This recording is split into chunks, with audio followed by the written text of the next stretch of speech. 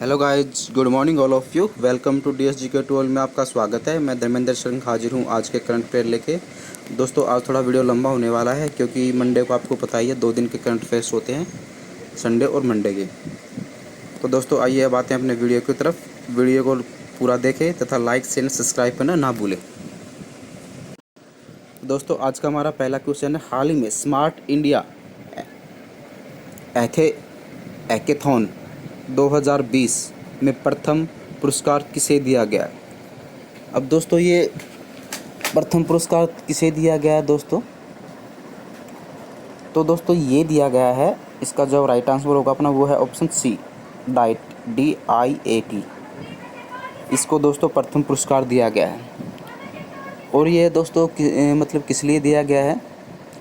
Actually इसने एक तकनीकी दृष्टिवोच की है जो किसी भी चेहरे का जो इम्प्रेशन है उसका पता लगा सकती है कि वो क्या सोच रहा है। इस तकनीकी की वजह से इसको स्मार्ट इंडिया हैकेथॉन 2020 का ये पुरस्कार है प्रथम दिया गया है। ठीक है दोस्तों।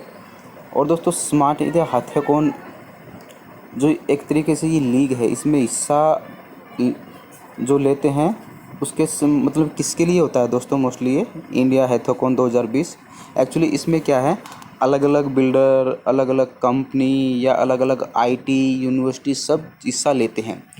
और जो प्रेजेंट जो फ़िलहाल उस टाइम कोई प्रॉब्लम होती है तो उस प्रॉब्लम को डिस्कस करते हैं और अपने अपने विचार या अपनी अपनी जो चीज़ें इन्वेंशन है उसको डिस्कस करते हैं, और जिसका सबसे बेटर होता है उसको ये पुरस्कार दे दिया जाता है। तो ये अब का पुरस्कार डाइट को दिया गया है। ठीक है दोस्तों। और बात है डाइट की, तो दोस्तों डाइट ने अभी क्या है, डाइट की जो फुल फॉर्म बनती है वो defence institute of advance technology, ये दोस्तों साइंस की ये डाइट की फुल फॉर्म बनती है। अब दोस्तों बात डाइट की, तो डाइट क्या है, यह एक अभी कुछ टाइम पहले दोस्तों डाइट ने एक आश्रय नाम का इंसुलेशन वार्ड भी बनाया तथा अनन्या नाम की एक कीटाणुरोधक स्प्रे भी इन्होंने बनाया। एक तरीके से देखा जाए तो हैंड सैनिटाइजर टाइप का बनाया इन्होंने। ठीक है दोस्तों, इतना हो गया अपना डाइट का। अब आते हैं दोस्तों अपने क्वेश्चन नंबर 2 पे। महाराष्ट्र सरकार ने छात्रों को ऑनलाइन शिक्षा प्रदान करने के लिए किस कंपनी के साथ समझौता किया है? तो दोस्तों, ये किसके साथ समझौता किया है? एक्चुअली दोस्तों आपको पता ही है, लॉकडाउन में सबसे जो ज़्यादा इम्पैक्ट पड़ रहा है वो किस पे पड़ रहा है, वो एजुकेशन पे पड़ रहा है। क्योंकि स्कूल कॉलेज मोस्टली बंद हैं, जो यूनिवर्सिटीज़ हैं वो सब बंद हैं, सबकी क्या है ऑनलाइन क्लासेज हो रही है। तो अब क्या किया है इन्होंने, गूगल के साथ मिलकर एक न्यू ऑनलाइन प्लेटफॉर्म लॉन्च किया है, जिससे क्या है कि जो भी महाराष्ट्र में जो छात्र स्टूडेंट्स हैं उनको ऑनलाइन शिक्षा प्रदान करेगा। वो किसकी हेल्प से? गूगल की हेल्प से। और दोस्तों ऐसा करने वाला यह इंडिया का पहला राज्य है। ठीक है दोस्तों। अब बात है दोस्तों गूगल की। ठीक है दोस्तों। और गूगल अभी दोस्तों अगर हम महाराष्ट्र की बात करें तो महाराष्ट्र क्या है, अभी ऑल ओवर मतलब इंडिया में देखा जाए तो जो सबसे ज़्यादा कोरोना के जो केसेज हैं वो सबसे महाराष्ट्र में है। वहाँ पे जो बढ़ने की गति है वो भी बहुत तेज़ है और ओवरऑल सबसे ज़्यादा चीज़ें वहीं पे हैं। और महाराष्ट्र के दोस्तों अपने जो चीफ मिनिस्टर कौन है वो है उद्धव ठाकरे, और जो गवर्नर वो है भगत सिंह कोश्यारी। ठीक है दोस्तों, इतना हो गया अपना महाराष्ट्र के बारे में। और अभी कुछ टाइम पहले ही दोस्तों महाराष्ट्र ने सबको ऑनलाइन मतलब मुफ्त बीमा देने वाला, महाराष्ट्र का सभी को मुफ्त जीवन बीमा देने वाला पहला राज्य बनाया। और अभी कुछ टाइम पहले ही एक महाराष्ट्र बेस्ड हिस्ट्री की जो बुक थी, हिस्ट्री बेस्ड एक बुक थी, वो भी अभी महाराष्ट्र सरकार ने वहाँ पे लॉन्च की है। ये है मोटा मोटा। अब बात है दोस्तों गूगल की। तो गूगल क्या है दोस्तों, ये एक तरीके का जो इंटरनेट सर्च इंजन है गूगल, इसमें आप कुछ भी टाइप करोगे आपको सब चीज़ें मिल जाएंगी।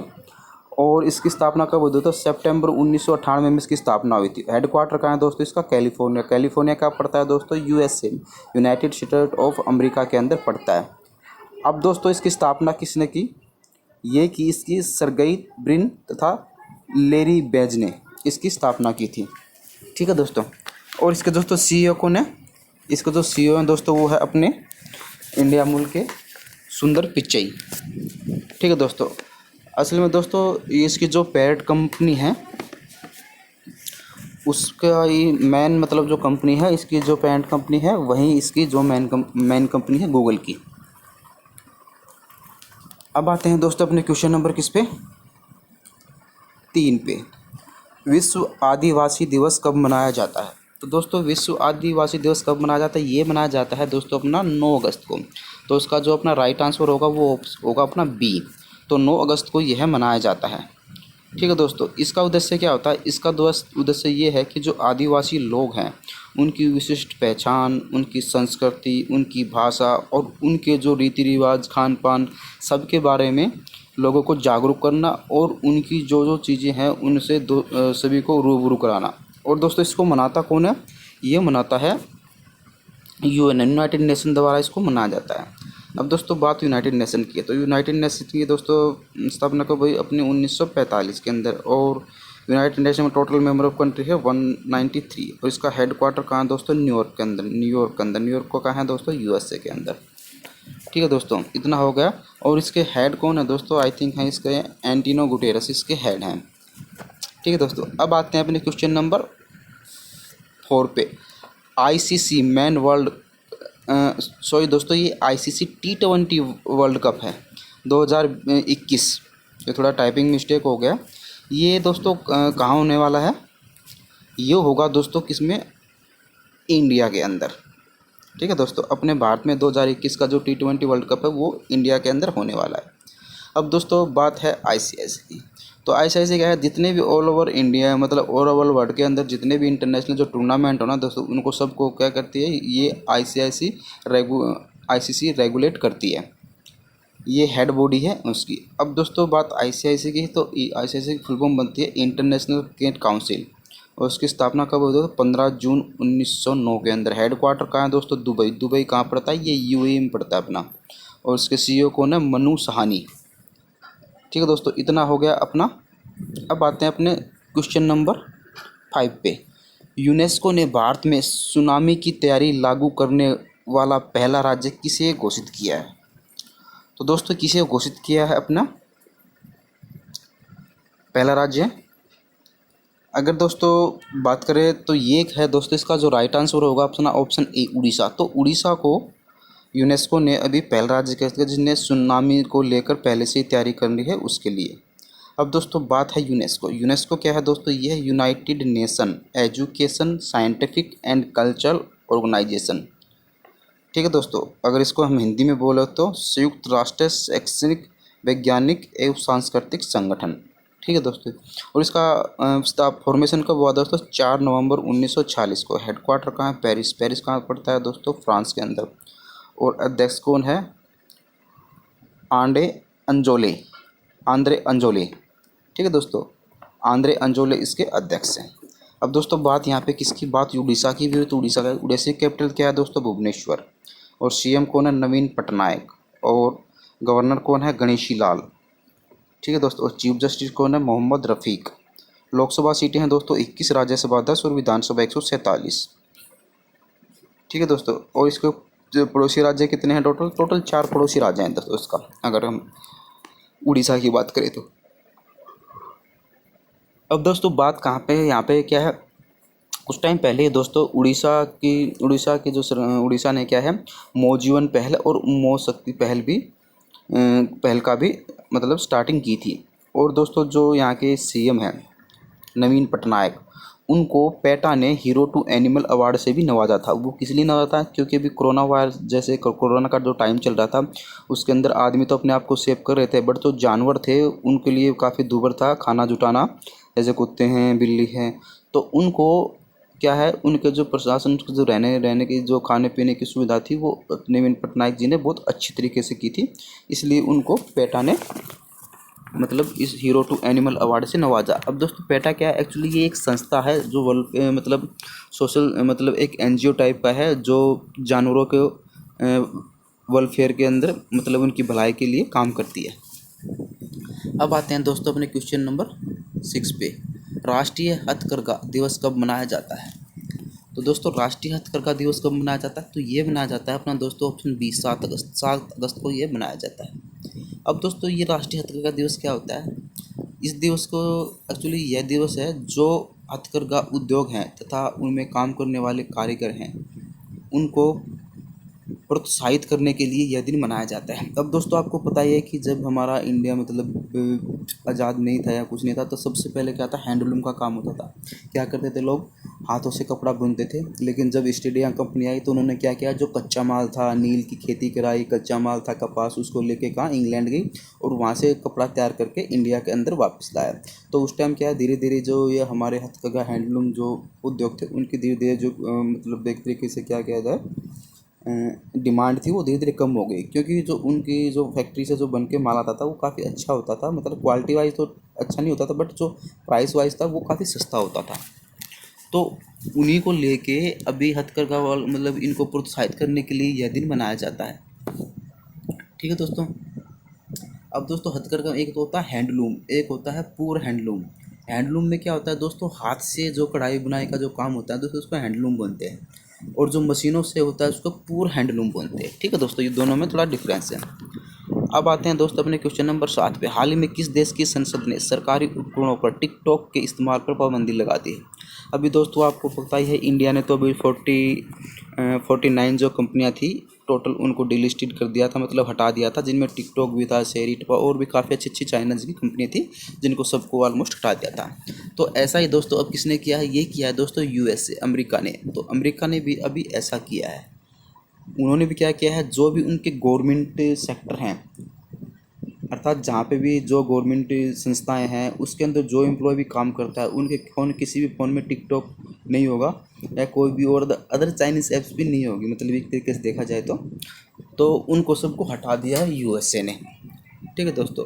अब बात है अमेरिका की। तो अमेरिका के दोस्तों कैपिटल क्या है, वॉशिंगटन डीसी, और यहाँ के जो प्रेसिडेंट है वो है डोनाल्ड ट्रम्प। अब और दोस्तों अगर हम इसकी करेंसी की बात करें तो दोस्तों यूएसए डॉलर। अब दोस्तों बात है किसकी, अमेरिका की। तो अमेरिका दोस्तों अभी हम करंट से अगर रिलेट करें तो अमेरिका ने क्या है, अभी जो WHO है उससे अपनी सदस्यता वापस ले लिया, अर्थात अब अमेरिका WHO का सदस्य नहीं रहा। उसका ना रहने का रीज़न क्या है दोस्तों, एक्चुअली क्या है, यूएसए ने WHO पे एक आरोप लगाया था कि उन्होंने जो ये कोरोना वायरस की महामारी है इसकी इन्फॉर्मेशन देने में 2 वीक की लेट की थी, और उन्होंने चाइना का पक्ष लिया था या चाइना का साथ दिया था इस इन्फॉर्मेशन को छुपाने में। तो उसी से नाराज़ होकर यूएसए ने क्या किया, इसकी सदस्यता से एग्जिट कर लिया है। और दोस्तों अगर देखा जाए तो WHO को सबसे ज़्यादा फंडिंग करने वाला यूएसए था। अब सबसे ज़्यादा फंडिंग कौन कर रहा है, चाइना। ठीक है दोस्तों। और अभी एक दोस्तों और चीज़ से भी अभी अमेरिका ने एग्जिट किया है, ओपन स्काई ट्रीटी। इसमें क्या होता है दोस्तों, एक देश दूसरे देश के साथ जो ट्रीटी करते हैं उसमें क्या होता है कि कोई भी देश का विमान या हेलीकॉप्टर दूसरे देश में हेलीकॉप्टर में जा सकता है, ताका जाकी कर सकता है, तो उसके लिए कोई मनाही नहीं है, बस शर्त उसके अंदर कोई हथियार ना हो। तो इससे भी अभी अमेरिका ने एग्जिट कर लिया है। उसका एग्जिट करने का मतलब एक तरीके से थिंकिंग ये है कि कोई भी हमारे आके मतलब हमारे देश में आके किसी भी तरह को जासूसी ना करें। ठीक है दोस्तों, ये इतना हो गया अपना। और दोस्तों अभी यूएसए की जो संसद है उसने एक बिल पास किया था कि अब कोई भी व्यक्ति अगर कोई भी सरकारी प्रॉपर्टी है या कोई स्टैचू है जो सरकारी मतलब गवर्नमेंट धरोहर है, अगर उसको कोई नुकसान पहुंचाएगा तो उसको सज़ा दी जाएगी, इसे पुनिसिपल ऑफेंस होगा अब ये। ठीक है दोस्तों, इतना हो गया अपना क्वेश्चन नंबर 7 का। अब आते हैं दोस्तों अपने क्वेश्चन नंबर 8 पे। और दोस्तों इंडिया और जो अमेरिका है उसके बीच कुछ एक्सरसाइज भी होती हैं, जैसे पास एक्स अभी कुछ टाइम पहले हुई है हिंद महासागर के अंदर, कोप इंडिया है, वज्र प्रहार है, टाइगर ट्रम्प है, युद्धा अभ्यास है। ठीक है दोस्तों, ये सब चीज़ें अभी कुछ टाइम पहले ही हुई है। अब दोस्तों आते हैं क्वेश्चन नंबर 8 पे। हाल ही में यूपीएससी का नया अध्यक्ष किसे बनाया गया है? तो दोस्तों यूपीएससी का नया अध्यक्ष किसे बनाया गया है, तो दोस्तों ये बनाया गया है प्रदीप जोशी को। ठीक है दोस्तों, प्रदीप जोशी को भी यूपीएससी का नया अध्यक्ष बनाया गया है।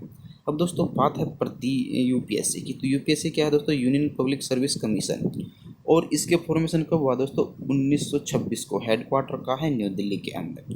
अब दोस्तों ये यूपीएससी क्या करता है, एक्चुअली जो आप सुनते हो ना आईएएस आईपीएस, तो इनकी जो भी परीक्षाएं कराता है हर साल वो कौन कराता है, वो यूपीएस कंडक्ट करता है। यूपीएस क्या होता है, ऑल ओवर इंडिया की जो परीक्षाएं होती हैं यूपीएससी के होती हैं। और अगर जो स्टेट वाइज होती हैं, जो एचपीएससी हो जाती है, एमपीएससी हो जाती है, मतलब अलग अलग स्टेट के हिसाब से वो अलग होती हैं। ठीक है दोस्तों। अब आते हैं दोस्तों अपने क्वेश्चन नंबर 9 पे। हाल ही में SFTS वायरस किस देश में पाया गया है? एक तो दोस्तों वैसे ही वायरसों की कमी नहीं है, ऊपर से एक नया वायरस आ गया है और ये भी कहाँ, ये भी चीन की देन है। अभी चीन ने कोरोना के से पूरी दुनिया को परेशान करके रखा ही है। अब एक नया वायरस भी आ गया है चीन के अंदर। पता नहीं क्या करते रहते हैं ये एक्सपेरिमेंट, क्या करते रहते हैं, समझ में नहीं आता। नए नए वायरसों की मतलब निकाल के लाते रहते हैं साले। अब दोस्तों बात है कहाँ की, चीन की। तो चीन क्या है दोस्तों, अब दोस्तों थोड़ा इस वायरस के बारे में जानते हैं। एक्चुअली ये वायरस क्या है, ये जो छोटे छोटे जो कीड़े होते हैं उनसे यह फैलता है। और SFTS के क्या है दोस्तों, सेवियर फीवर विथ थ्रोमोसाइटोपिनिया। एक्चुअली ये सेवियर फीवर क्या होता है दोस्तों, तेज बुखार को सेवियर फीवर बोलते हैं। और थ्रोमोसाइटोपिनिया क्या होता है दोस्तों, जो हमारे शरीर में कई बोलते हैं ना, आदमी बीमार होता है तो उसको कहते हैं प्लेटलेट्स कम हो गई हैं। तो प्लेटलेट्स होती हैं, उसको क्रोमोपिनिया की तरह मतलब उसको एक तरीके से वही चीज़ें होती हैं। तो तेज़ बुखार हो जाता है, प्लेटलेट्स कम हो जाती है, तो उस वायरस की वजह से ये हो जाता है। अब दोस्तों बात चाइना की है। तो चाइना की कैपिटल क्या है, बीजिंग। और यहाँ के जो प्रेसिडेंट है वो जिनपिंग।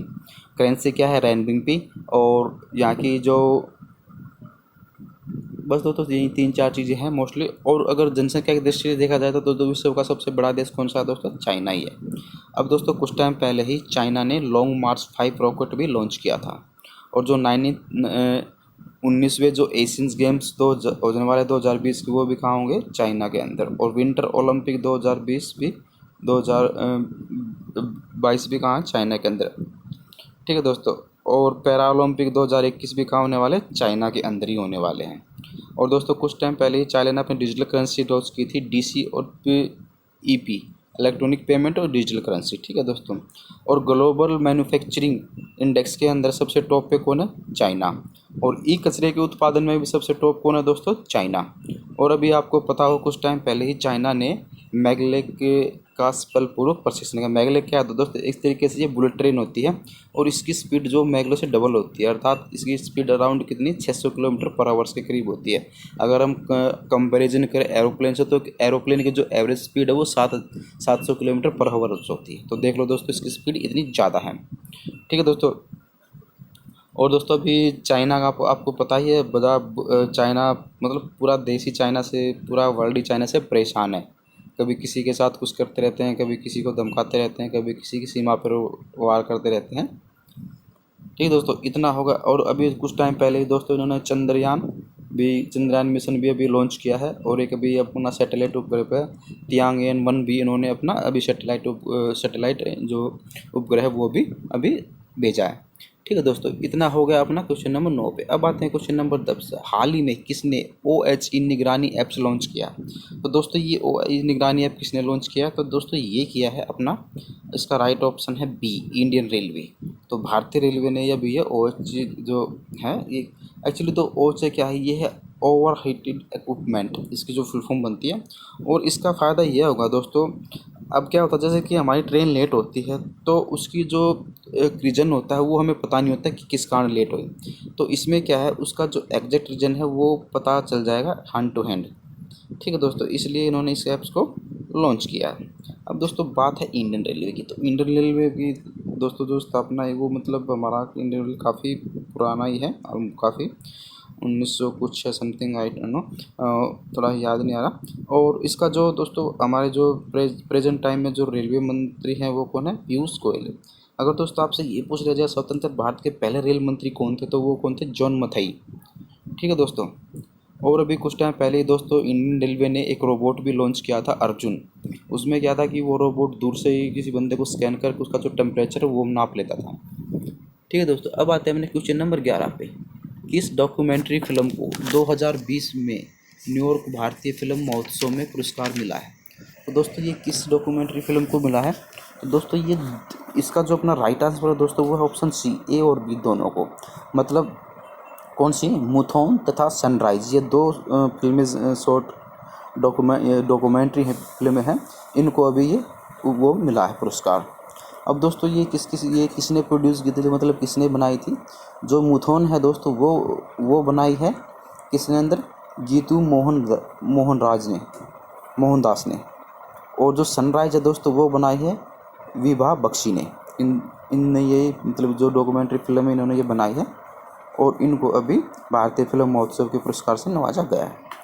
अब आते हैं दोस्तों अपने क्वेश्चन नंबर 12 पे। हाल ही में पीएम मोदी ने किस जगह से राष्ट्रीय स्वच्छता केंद्र का उद्घाटन किया? तो दोस्तों किस जगह से किया? तो ये किया है दोस्तों अपना कहाँ से? न्यू दिल्ली से। न्यू दिल्ली से कहाँ से दोस्तों? राजघाट, जहाँ पे महात्मा गांधी जी की जो समाधि बनी हुई है राजघाट के अंदर। ये धौला कुआं से जो मतलब अपना जो रिंग रोड जाता है उस साइड पड़ता है अपना राजघाट, मेन रोड पे ही।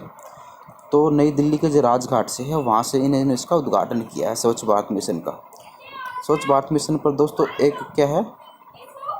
इंटरेक्टिव अनुबंध केंद्र है, और यह गांधी जी का जो चंपारण सत्याग्रह जो हुआ था उसकी शताब्दी वर्ष पर जो गांधी जी को राजघाट में श्रद्धांजलि देते हुए इसका पहली बार जो मतलब स्टार्टिंग की थी वो 10 अप्रैल 2017 से इसको मनाना घोषित किया गया था।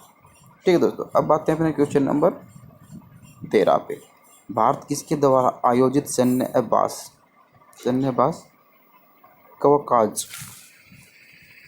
कवकाज 2020 में भाग लेगा? तो दोस्तों ये किस में मतलब कौन ये सैन्य अभ्यास करा? तो दोस्तों ये करा रहा है, इसका जो राइट आंसर अपना ऑप्शन ए रसिया। तो रसिया दोस्तों अभी यह सैन्य अभ्यास करा रहा है।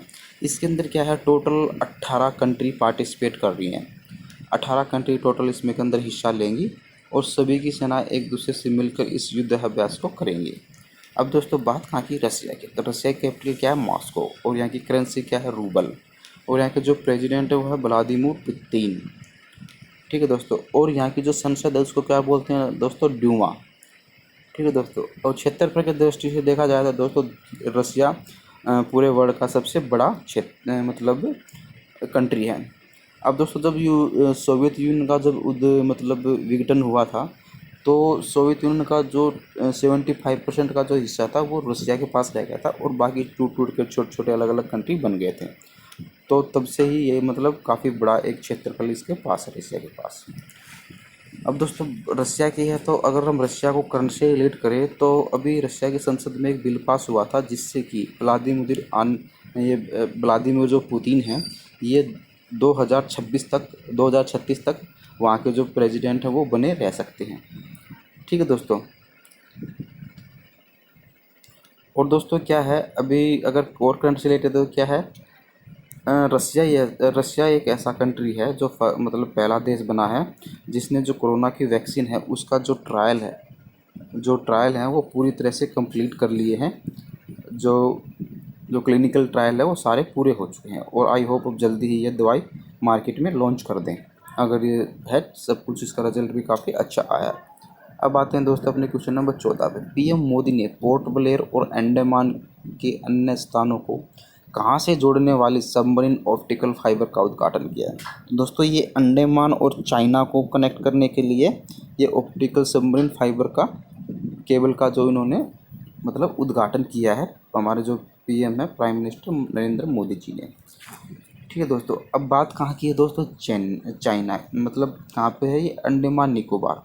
अब दोस्तों ये अंडमान निकोबार क्या है? मतलब अंडमान निकोबार दोस्तों ये क्या है? सेंट्रल मतलब एक तरीके से देखा जाए तो मतलब यूनियन टेरिटरी है, केंद्र शासित प्रदेश है अंडमान निकोबार। और इनका जो फॉर्मेशन होगा तो 1 नवंबर 1956 में इसका। और कैपिटल क्या है दोस्तों? इसकी कैपिटल है पोर्ट ब्लेयर। और टोटल नंबर ऑफ डिस्ट्रिक्ट कितनी है दोस्तों? 5। और यहाँ के जो लेफ्टिनेंट गवर्नर कौन है? Admiral retired Devendra Kumar Joshi. ठीक है दोस्तों, और यहाँ का जो हाई कोर्ट लगता है वो कोलकाता हाई कोर्ट यहाँ का लगता है। लोकसभा की सीटें एक है, राज्यसभा को यहाँ पे सीट ही नहीं है। ठीक है दोस्तों, और यहाँ पे दोस्तों काफ़ी जनजाति पाई जाती हैं, जैसे जरावा टाइप्स है, सेंटिनल है, और सैम्पोनल है, निकोबार्स है, ओंग है। और दोस्तों ये सेंटिनल जो द्वीप है, जो सेंटिनल प्रजाति है, सेंटिनल द्वीप के अंदर पाई जाती हैं।